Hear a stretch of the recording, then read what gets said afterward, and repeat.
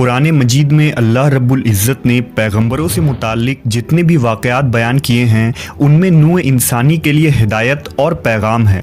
کوئی واقعہ بھی مفہوم اور معنی سے خالی نہیں۔ ان میں ایک مشہور و معروف واقعہ اللہ کے پیغمبر حضرت موسیٰ علیہ السلام کا حضرت خضر علیہ السلام سے ملاقات کا ہے، جسے سورہ کہف میں تفصیل کے ساتھ بیان کیا گیا ہے۔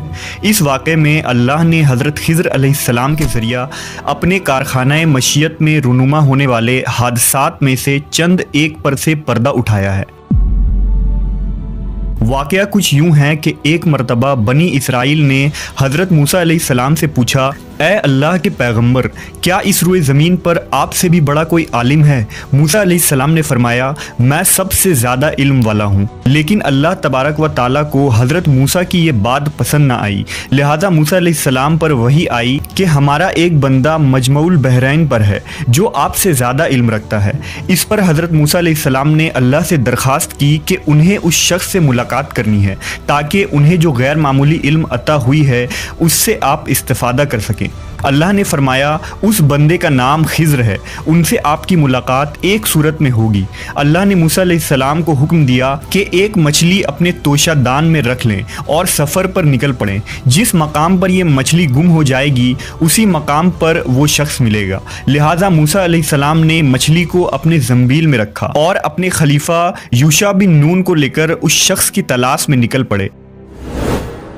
چلتے چلتے جب آپ ایک دریا کے ساحل پر پہنچے تو آرام کرنے کے لیے وہاں کچھ دیر لیٹ گئے اور حضرت موسیٰ کو نیند آ گئی۔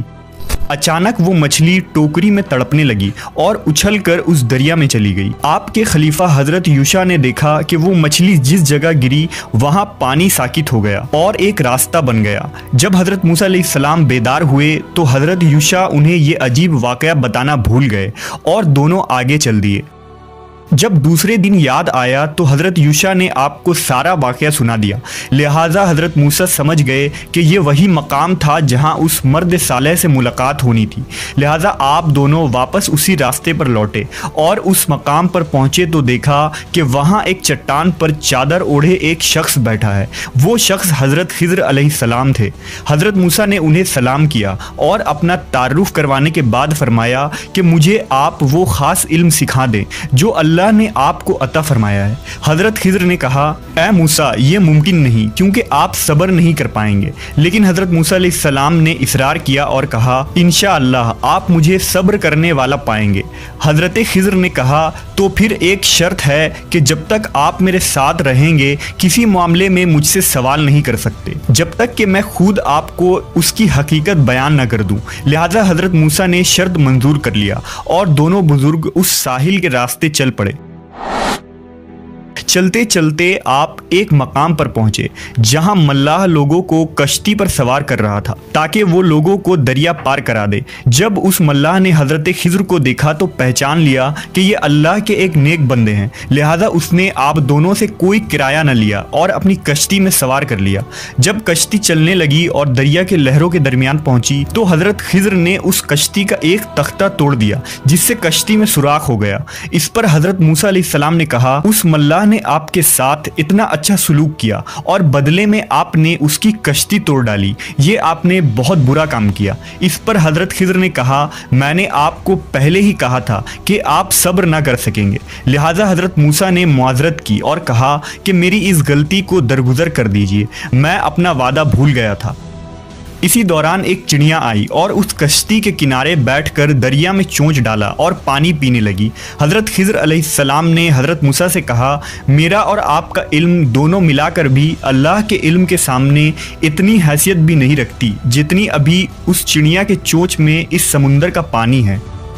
کشتی ایک ساحل کے کنارے رکی، لہذا دونوں حضرات اتر گئے اور آگے چل دیے۔ راستے میں انہیں ایک بچہ نظر آیا جو کھیل رہا تھا۔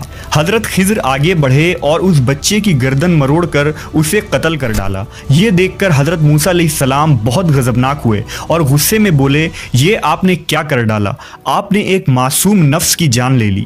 خضر علیہ السلام نے کہا، میں نے کہہ دیا تھا کہ آپ میرے ساتھ صبر و ضبط نہ کر پائیں گے، لہذا حضرت موسیٰ پشیماں ہوئے اور فرمایا بس آخر مرتبہ میری غلطی کو نظر انداز کر دیجئے، اگر میں نے دوبارہ کوئی سوال کیا تو آپ مجھے اپنے ساتھ نہ رکھنا بلکہ میں خود ہی آپ کا ساتھ چھوڑ دوں گا۔ پھر دونوں حضرات آگے چلے اور چلتے چلتے ایک گاؤں میں پہنچے۔ طویل سفر کرنے کی وجہ سے دونوں تھک چکے تھے، لہٰذا آپ دونوں اس گاؤں میں موجود لوگوں کے دروازے پر گئے اور درخواست کی کہ انہیں وہاں کچھ دیر کے لیے پناہ دے دیں، مگر اس گاؤں کے لوگوں کے اندر سے رحم و انسانیت کا جذبہ مر چکا تھا۔ انہوں نے راہگیر کی مدد کرنے کے بجائے انہیں پناہ اور کھانا دینے سے انکار کر دیا اور انہیں وہاں سے دھتکار دیا۔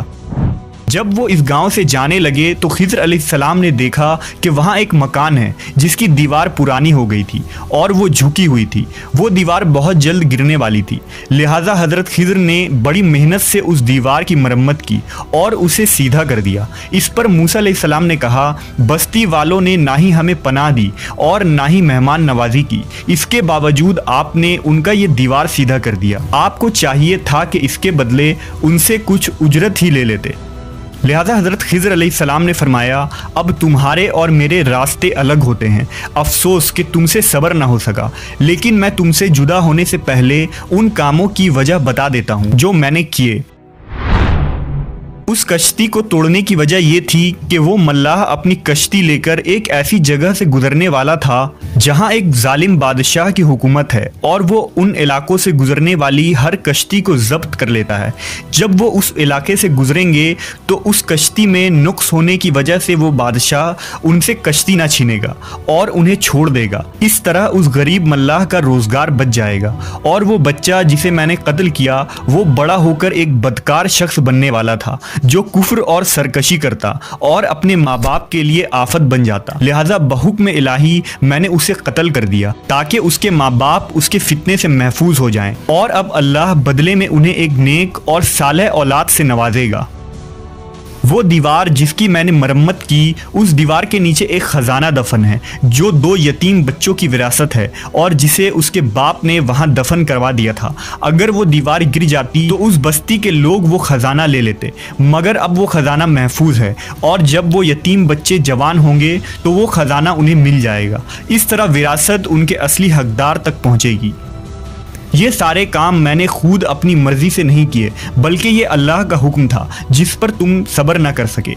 یہ وہ خاص علم تھا جسے علم لدنی کہا جاتا ہے جو حضرت خضر علیہ السلام کو اللہ کی طرف سے عطا کی گئی تھی۔ اس واقعے سے یہ پتہ چلتا ہے کہ انسان کی ظاہری نگاہ جو دیکھتی ہے وہ اس سے اپنی مرضی کے نتائج عکس کرتا ہے۔ در حقیقت کائنات کی ہر چیز میں اللہ کی وہ مصلحت کار فرما ہوتی ہے جو انسان کے سمجھ سے بالاتر ہے، اور اللہ کے ہر کام میں بہتری کا کوئی نہ کوئی پہلو چھپا ہوتا ہے۔ اس لیے جو بھی معاملہ پیش ہو ہمیں اللہ کی رضا پر راضی رہنا چاہیے اور صبر و شکر کرنا چاہیے۔